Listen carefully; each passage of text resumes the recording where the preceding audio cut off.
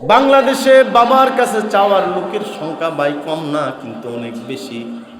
এমনকি আমাদের জাতীয় রাজনৈতিকবিদ যারা, তারা পর্যন্ত বাবার কাছে চাওয়ার পক্ষে আছে। আল্লাহর কাছে চাবে না, তারা চাবে বাবার কাছে।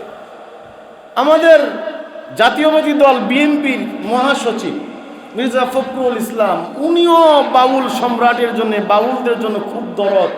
লালন তথ্যের উপরে ওনার খুব দরদ, শিরিকি তথ্যের উপরে, শিরিকি কুসংস্কারের উপরে ওনার খুব দরদ, যে এরা যদি চলে যায় বাংলাদেশ ধ্বংস হয়ে যাবে।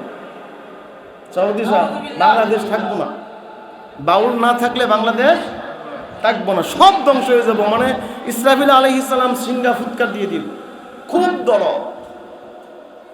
একটা নিকৃষ্ট কুলাঙ্গারের জন্য যদি তোমার দরদ এত হতে পারে, ওই কুলাঙ্গার যিনি আমার আল্লাহকে নিয়ে কটূক্তি করে, আল্লাহকে নিয়ে বাজে মন্তব্য করে, তুমি যদি মুসলমানের বাচ্চা হয়ে থাকতা, তোমার জবান দিয়ে ওই কুলাঙ্গারের বিচারের দাবি হতো, তার পক্ষে সাফাই গাওয়া হতো না। কথা ঠিক কিনা?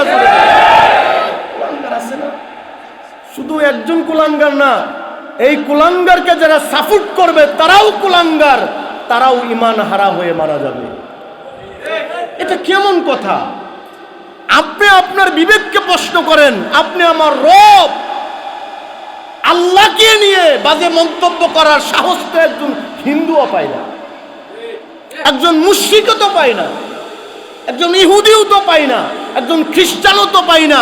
মুসলমান হয়ে কিভাবে আল্লাহকে নিয়ে এমন বাজে মন্তব্য করতে পারে, যেই কথা মুখ দিয়ে উচ্চারণ করলে ঈমান চলে যাওয়ার আশঙ্কা? ওই শয়তানকে ধরছে, ওই কুলাঙ্গারকে ধরছে।